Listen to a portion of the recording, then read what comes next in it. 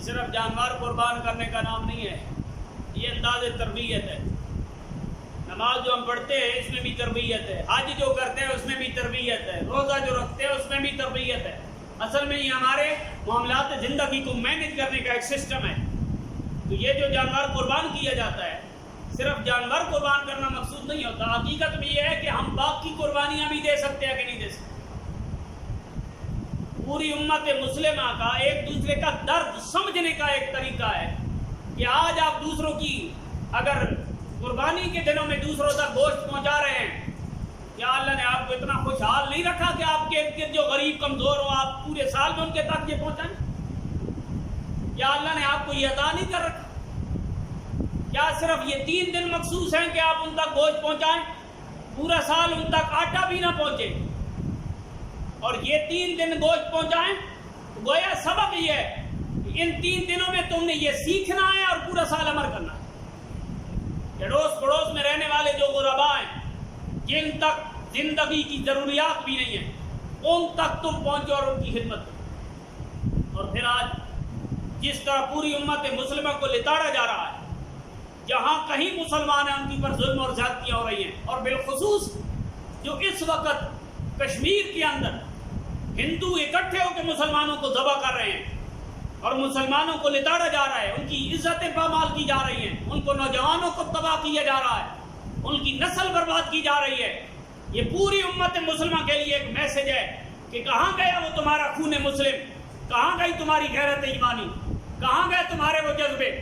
ایک تو دور وہ تھا کہ ایک مسلمان کو کانٹا چبھتا تھا تو پورا عالم اسلام ہل جاتا تھا، اور اب حالت یہ ہے کہ وہ ہندو بنیے ہمارے نوجوانوں کی لاشوں کو سوشل میڈیا پہ اپلوڈ کر رہے ہیں، اور ہمارے ان مسلمان عورتوں کو اس طرح ذلیل کرنے کے بعد وہ اپنی ویڈیو اپلوڈ کر رہے ہیں، اور ہماری طرف سے کوئی اس کا رد عمل سامنے نہیں آتا ہے۔ یہ عالم اسلام کے لیے ایک چیلنج ہے، اور جب بھی یاد رکھیں مسلمان جس وقت بھی کھڑے ہو جائیں، اللہ نے اہل ایمان کے دلوں میں اتنا طاقت عطا فرما دی ہے، 10 بندے کھڑے ہو جائیں 200 کو لتاڑ کے رکھ دیں گے۔ اب تاریخ پڑھیں، 313 نے 1000 کو لتاڑا ہے، 700 نے 3000 کو لتاڑا ہے۔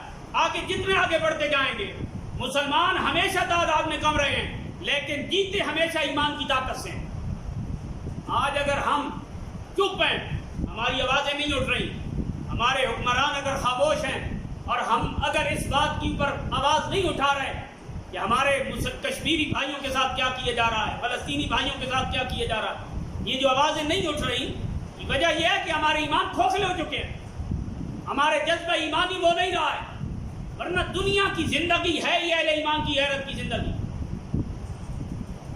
کسی دلیر نے کیا کہا تھا، سلطان ٹیپو نے کہا تھا، ایک دن کی زندگی یہ شیر کی زندگی گیدڑ کی 100 سال کی زندگی سے بہتر ہے کہ آپ رہیں تو جذبوں کے ساتھ رہیں۔